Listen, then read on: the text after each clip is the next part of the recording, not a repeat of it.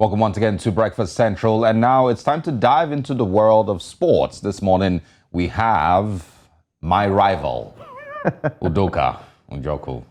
Yeah, good to be on the show, rival. Excited to see you, Udoka. Not excited to see you one bit. Beautiful Olive, you're looking so gorgeous this morning. Thank you, thank you. You always have the kindest of words.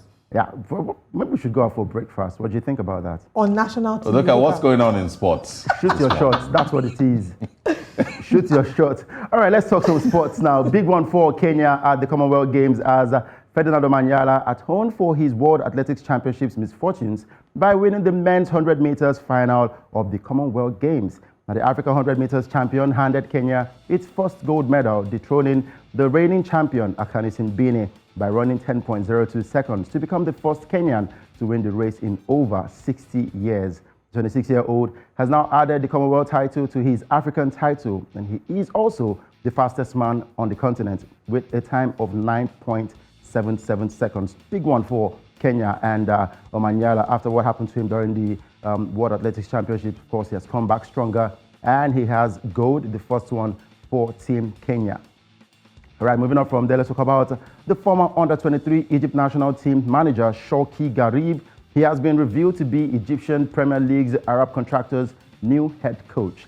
Now, Arab Contractors are having a tough season as they are facing possible relegation with only 6 games left in their campaign, collecting 25 points from 28 games, lying 17th on the league table.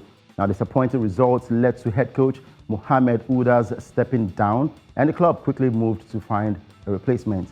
Now, Shoki Garib, who is well experienced in Egypt, would need to prepare his new team quickly ahead of a clash with second-place Pyramids on Saturday.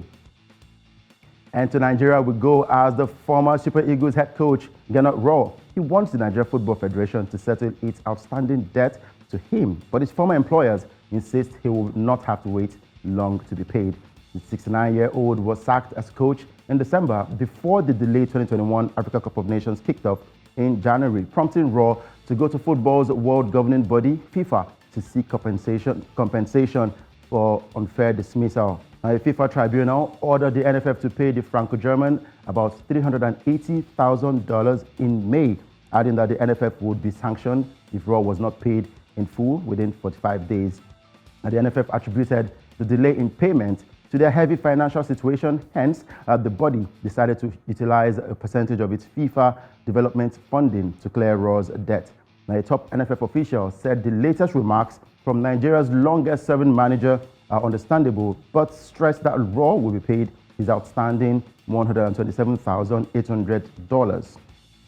Now, Rohr led the Super Eagles to both Africa's 2022 World Cup playoffs and qualification for this year's Nations Cup finals, and he came under fire for poor results against lower-ranked opponents during qualifying for Qatar.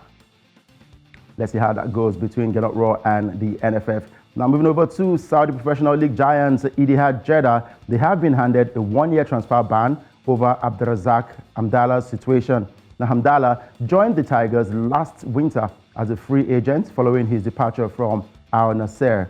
Now, Al Nassr then made an official complaint to Saudi Arabian Football Federation Discipline Committee and FIFA, claiming that the Jeddah-based club pushed the player to leave the team. As a result, Ittihad were handed a 1 transfer window ban, as it will be unable to register new players in the next winter alongside 500,000 Saudi riyals. Now, Hamdallah got a 4-month suspension and also fined 300,000 Saudi riyals. And of course, Ittihad Jeddah Executive Director Hamed El Belwi was suspended for 6 months and was also fined 300,000 Saudi riyals. And to the Italian Serie A we go as Napoli owner and president Aurelio De Laurentiis says the Italian club will avoid signing any more African players unless they agree not to play in the Africa Cup of Nations. Now, Senegal defender Kalidou Koulibaly, now at Premier League side Chelsea, and Cameroon football midfielder Andre Frank Zambo Anguissa missed 6 Napoli games while on international duty at this year's tournament, which took place in January and February. Now, Koulibaly, who spent 8 years at Napoli, responded to De Laurentiis' comments by saying it is important to respect everybody. Now, the timing of the Nations Cup, traditionally played in January and February, has led to repeated disputes with European clubs who are forced to release players in the middle of the season. Now, former Arsenal and England striker Ian Wright said this year's tournament in Cameroon was disrespected by some negative media coverage in the build-up to the tournament. Right, big stuff happening across the world of sports, and the latest one from the Italian Serie A is quite a negative one on African players, because we know how important African players are when it comes to playing football across the world. And you can tell with the experience of Kalidou Koulibaly and, of course, Victor Osimhen, who is a striker for Super Eagles, banging in the goals for the Italian Giants. Let me ask Osarigio, what do you make of this story about the Napoli president saying he would not get to sign African players if they don't denounce the AFCON tournament?